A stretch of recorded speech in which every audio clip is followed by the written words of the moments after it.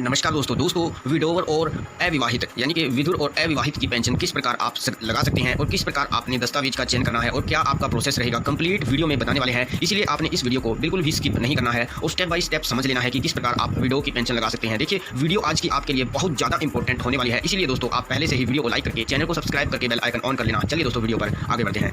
दोस्तों सबसे पहला जो स्टेप है वो आपका जैसे कि आप अविवाहित हैं तो आपकी पेंशन यहाँ पे एक चार्ट दिया गया है। आप यहाँ इस चार्ट के माध्यम से समझ सकते हैं कि आपकी पेंशन अविवाहित पर आपकी किस एज में लगने वाली है और कब तक लगेगी। और इसी प्रकार आप अगर विधुर हैं यानी कि विडोवर हैं तो आप किस प्रकार लगा सकते हैं, ये भी कंप्लीट प्रोसेस आप इस वीडियो में जान पाएंगे। और इस चार्ट के माध्यम से आप देख सकते हैं कि किस प्रकार आप जो है विडोवर पेंशन की शुरुआत होगी, किस एज में होगी और कब तक चलेगी। देखिए दोस्तों 60 साल तक ही एज आपकी दोनों पेंशनों के माध्यम से आपको लगनी है और 40 से 45 प्लस एज के बाद आपकी पेंशन की शुरुआत होनी है। अगर आप अविवाहित की पेंशन यानी कि अनमैरिड की पेंशन लगाना चाहते हैं तो आप दोस्तों 45 प्लस आपकी एज होनी चाहिए। और अगर आप विडोवर हैं यानी कि आपकी शादी हो चुकी थी और इन केस आपकी पत्नी की डेथ हो जाती है तो आप विडोवर की पेंशन लगा सकते हैं। 40 एज आपकी प्लस होनी चाहिए यानी कि 40 साल के बाद ही आप अपनी जो है इस पेंशन के हकदार हैं, इस पेंशन को लगा सकते हैं। और सबसे पहला स्टेप आपका अनमैरिड और विडोवर का होगा, जिसकी कंप्लीट वीडियो हम डाल चुके हैं ऑलरेडी अपने चैनल पर। और सबसे पहला हम आपको बता देते हैं स्टेप आपने क्या उठाना है। देखिए अगर आप अनमैरिड हैं तो आपका फैमिली आईडी में अनमैरिड होना बहुत जरूरी है, तो ही आप इस पेंशन के हकदार होंगे। अगर आपकी एज 45 प्लस है और आपकी एज का प्रूफ आपने अपलोड किया हुआ है, कहाँ पर करना है ये भी बताएंगे। देखिए सबसे पहले हम होम पेज पर लॉगिन है। होम पेज पर लॉगिन होने के बाद हमने यहाँ पे यस किया क्योंकि हमारे पास फैमिली आईडी संख्या है। और यहाँ पे दोस्तों आपने फैमिली आईडी संख्या को डालकर सर्च कर लेना है। देखिए दोस्तों जैसे ही आप यहाँ पर फैमिली आईडी संख्या डाल के सर्च करेंगे तो ये सेंड ओटीपी टू HOF यानी कि जो भी आपकी फैमिली आईडी में मुखिया है उसको ओटीपी जाएगा 6 डिजिट का, आपने यहाँ पे डालना है एंड वेरीफाई करना है। एक बार में अगर ओटीपी प्राप्त नहीं होता है तो रीसेंड ओटीपी आप कर सकते हैं। ओटीपी हमने डाल दिया है, अभी हम वेरीफाई ओटीपी पर क्लिक कर देते हैं। जैसे ही आप वेरीफाइड ओटीपी करेंगे अब दोस्तों आपने नीचे स्क्रॉल डाउन करना है और सबसे पहले आपने क्या करना है, अनमैरिड और मैरिड को चेकआउट करना है और आपकी एज को चेकआउट करना है। इसके लिए दोस्तों आपने उस मेंबर का चयन करना है यहाँ पर। और हो सके तो आप यहाँ पर नहीं कर पाए एडिट, अगर आपको ऑलरेडी डिवाइस कुछ इस प्रकार से, देखिए हम आपको दिखा देते हैं। एडिट करोगे तो editing not allowed as already update device, अगर आपको इस प्रकार से ऑप्शन दिखाई देता है तो आपने करेक्शन मॉड्यूल में जाना होगा, वो भी हम इसी वीडियो में आपको दिखाने वाले हैं, इसीलिए बने रहिएगा वीडियो पर। तो दोस्तों अब देखिए हम आपने उस मेंबर को ले लेना है जिसका आप अनमैरिड करना चाहते हैं और या फिर दोस्तों आप जो है विडोवर करना चाहते हैं। आप एडिट पर क्लिक करेंगे तो आपका अगर यहाँ पे एडिट होना हुआ तो आपके रजिस्टर्ड मोबाइल पर सेंड ओटीपी का ऑप्शन आ जाएगा, आपने सेंड कर देना है।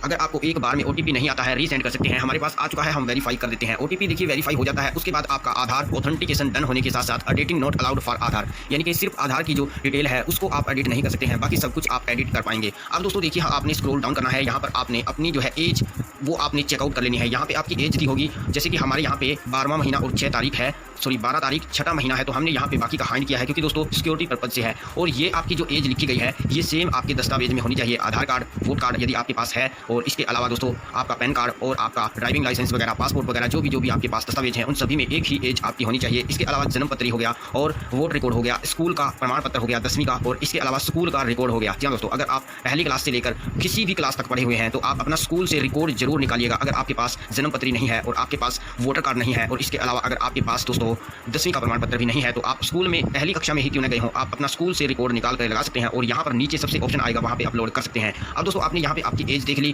और अब यहाँ पे स्क्रॉल डाउन करते आएंगे, आप यहाँ पे देखेंगे आपका मैरिटल स्टेटस, ये भी आपके लिए इंपॉर्टेंट रहेगा। अगर आप अनमैरिड की पेंशन लगाना चाहते हैं तो आप यहाँ पे अनमैरिड आपका सेलेक्टेड होना चाहिए, जैसा कि आप इस आईडी में देख पा रहे हैं अनमैरिड है। लेकिन अगर आप यहाँ से सिलेक्ट करेंगे, देखिए विडोवर और डिवोर्स्ड यानी कि मैरिड हो गया शादीशुदा, अनमैरिड हो गया अविवाहिता, और विडो हो गया जो कि विधवा, और विडोवर हो गया विधुर, और डिवोर्स्ड हो गया यानी कि तलाकशुदा। तो अब आपके अनुसार यहाँ पे अनमैरिड और विडोवर की गवर्नमेंट ऑफ हरियाणा ने अभी पेंशन जो है शुरुआत की है। अनमैरिड की पेंशन 45 प्लस एज से लगेगी और इस विडोवर की पेंशन आपकी 40 प्लस से लगेगी यानी कि 40 साल के बाद ही आपकी विडोवर की पेंशन आप लगा सकते हैं और अनमैरिड की पेंशन आप 45 प्लस एज से के बाद लगा सकते हैं। तो आपकी एज अगर 45 साल प्लस है तो आप अनमैरिड से ही आपकी पेंशन लगवा सकते हैं। और अगर आपकी 40 साल प्लस है और आपकी शादी हुई थी, इन केस आपकी वाइफ की डेथ हो चुकी है या फिर पहले हो चुकी है वो भी चलेगा, और अब अगर इसी लेटेस्ट 2023 में हुई है, परमात्मा न करे आपके साथ ऐसा हो, लेकिन ये तो दोस्तों किसी के भी साथ हो सकता है, तो आप विडोवर का ऑप्शन का चयन करेंगे यहाँ पर। जैसे कि हमने विडोवर कर दिया तो आप यहाँ पर इसी प्रकार विडोवर करेंगे। उसके बाद दोस्तों आपने स्क्रॉल डाउन करना है, आपका एड्रेस वगैरह अच्छे से देख लेना है, बाकी के सारे ऑप्शन भी आप अच्छे से चेकआउट कर लीजिएगा।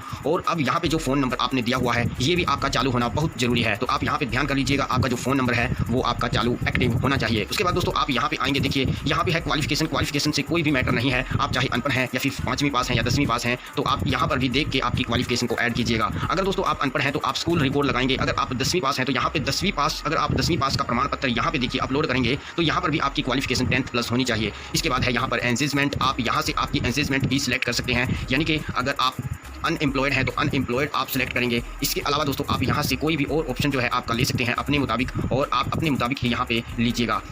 देखिए दोस्तों, ये एक डाटा किसी बच्चे का है, इसीलिए हम आपको यहाँ पे सिर्फ समझाने के तौर पर दिखा रहे हैं। बाकी दोस्तों अब आपने क्या करना है, अगर आप इन दोनों पेंशनों के हकदार हैं तो यहाँ पे है इंपॉर्टेंट डॉक्यूमेंट। अगर आपने यहाँ पर दोस्तों डॉक्यूमेंट अपलोड नहीं किया तो आपकी पेंशन कभी भी नहीं अप्लाई होगी और कभी भी नहीं बन सकेगी, और कभी भी नहीं आपको कॉल आ सकती है तहसील लेवल से, डिस्ट्रिक्ट लेवल से, सोशल जस्टिस विभाग से। इस बात का आप ध्यान रखिएगा। आपका यहाँ पे जो भी डॉक्यूमेंट है, देखिए as verification of 2MO in case of unmarried and childless. यदि आप चाइल्डलेस हैं और अनमैरिड हैं तो आप 2 डॉक्टरों की रिपोर्ट लगा सकते हैं। अगर school certificate along with copy of school record, देखिए यहाँ पे अंत में है marksheet, matric marksheet of certificate, और ये है स्कूल रिकॉर्ड। मैंने आपको उसके बारे में ऑलरेडी समझा दिया है कि स्कूल मार्कशीट क्या है और स्कूल रिकॉर्ड क्या है। मार्कशीट तो अगर आपने 10वीं की है तो नो प्रॉब्लम, आप यहाँ पे 10वीं की मार्कशीट, 8वीं की मार्कशीट, +2 की मार्कशीट लगा सकते हैं। अगर आपने पहली की है, दूसरी की है, तीसरी की है, 5वीं की है तो आपके पास स्कूल का सर्टिफिकेट नहीं है, सिर्फ स्कूल का रिकॉर्ड आप निकलवा के लगा सकते हैं। उसके बाद है बर्थ सर्टिफिकेट, इसके बारे में तो आप जानते ही हैं। अगर आपके पास जन्म प्रमाण पत्र है तो आप ये इस ऑप्शन का चयन करके अपलोड करेंगे। और इसके बाद है electoral photo ID card, voter card. अगर आपके पास दोस्तों वोटर कार्ड या वोटर रिकॉर्ड है तो आप इस ऑप्शन का चयन करके आप अपलोड करेंगे, और यहाँ से चूज फाइल करके आप जहाँ भी आपके दस्तावेज रखे गए हैं, जो भी आपने चयन किया है उसको अपलोड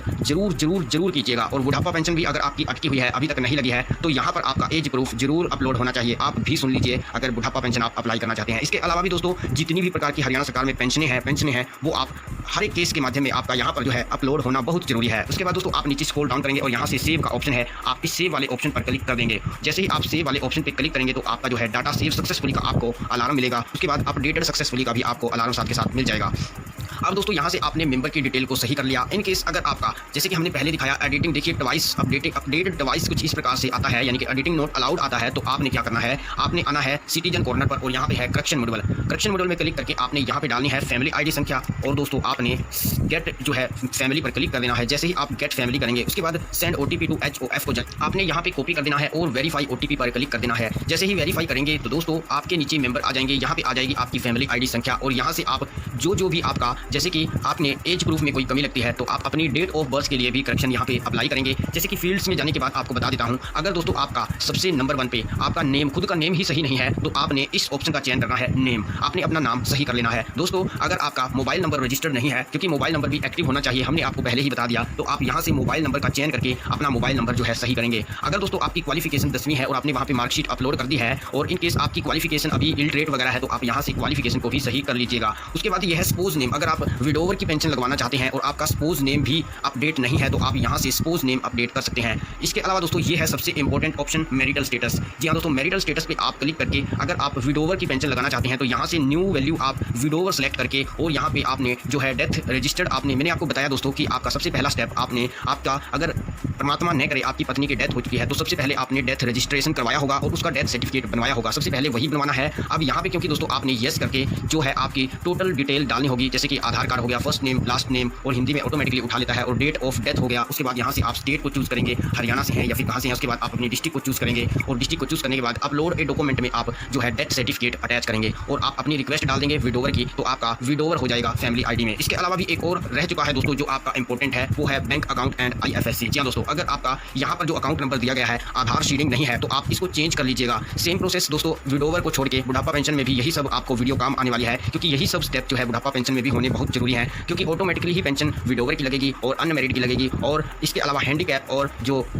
बुढ़ापा पेंशन है वह दोस्तों ऑलरेडी गवर्नमेंट ने जो ऑटोमेटिकली है वो की हुई है, तो आपके लिए ये प्रोसेस जो है सेम रहेगा। सिर्फ ऑप्शन का जो हम आपको बता रहे हैं विडोवर वाला, वो बुढ़ापा पेंशन में नहीं आता है, उसके अलग दोस्तों आपका एज प्रूफ ही लगता है बस। तो दोस्तों समझदार सब्सक्राइबर हैं, आप समझ गए होंगे, तो आप अपना यहाँ पे बैंक अकाउंट भी अपडेट कर लीजिएगा और आधार सीडिंग अकाउंट की यहाँ पे रिक्वेस्ट डाल लीजिएगा। अगर आपका यहाँ पे पहले वाला जो अकाउंट है वह या तो बिल्कुल ही नहीं होगा तो आप वो भी यहाँ से रिक्वेस्ट डाल सकते हैं नया बैंक अकाउंट ऐड करवाने की। और इसके अलावा अगर आपका यहाँ पे गलत बैंक अकाउंट अटैच है, यानी कि आधार सीडिंग नहीं है, तो आप यहाँ पे आधार सीडिंग वाला जो है अकाउंट आप यहाँ पे अटैच करेंगे दोस्तों, और उसकी रिक्वेस्ट डालेंगे, और यहाँ पे अपलोड डॉक्यूमेंट में आपने कॉपी होती है या फिर कैंसिल चेक होता है, उसको आप अपलोड करके रिक्वेस्ट डाल सकते हैं। इसके अलावा दोस्तों आपका यहाँ पे मैं बता देता हूँ, देखिए आप नीचे स्क्रॉल डाउन करते हुए आएंगे और आपकी ये है DOB, आप यहाँ से अपनी डेट ऑफ बर्थ भी एक बार चेकआउट कर लीजिएगा। अगर सही है तो सही है, अगर आपको लगता है कि आपकी डेट ऑफ बर्थ गलत है तो आप डेट ऑफ बर्थ को भी बिल्कुल करेक्ट कर लीजिएगा।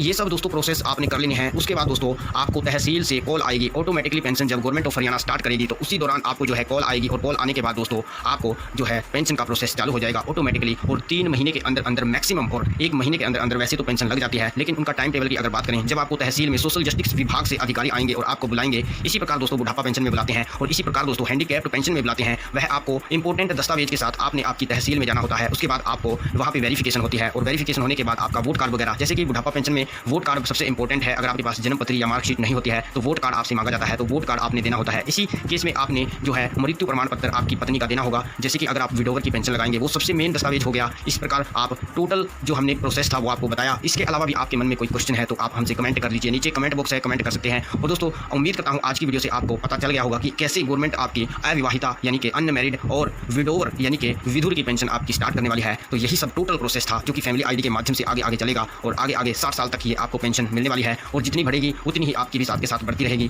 दोस्तों वीडियो को जरूर लाइक कीजिएगा और किस टॉपिक पर आप वीडियो चाहते हैं वो हमें कमेंट में जरूर बताइएगा। और दोस्तों आप इस चैनल को सब्सक्राइब करके बेल आइकन जरूर दबा लीजिएगा। और अगर आप विडो पेंशन के बारे में कंप्लीट प्रोसेस जानना चाहते हैं तो ये वाली वीडियो देख लीजिए, राइट साइड में जो आई हुई है। बाकी दोस्तों इस वीडियो को लाइक करके चैनल को सब्सक्राइब करके बेल आइकन दबा लीजिए। धन्यवाद दोस्तों।